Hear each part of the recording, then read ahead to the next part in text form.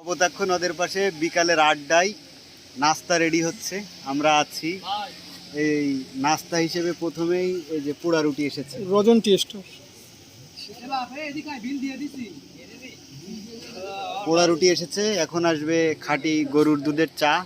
চা খাওয়ার জন্য অধীর আগ্রহে বসে আছে। গরুর দুধের চা পাইলে তার কাছে কোনো নিস্তার নেই, তবে যদি বাঘের দুধের চা হয় সে ভক্তি করে খায়। আর সে লোক আছে বাঘের দুধের থেকে বেশি পছন্দ করে হরিণের দুধের চা।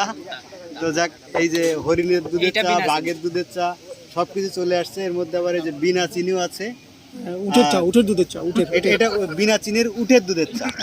ঠিক আছে, দেখেন একেবারে এই যে লুব্ধে মানুষ দেখা যায়, এই আগে নিয়ে শুরু করে দিল। এই কোনো রকম ছাড় নেই, আগেই খাওয়া লাগবে।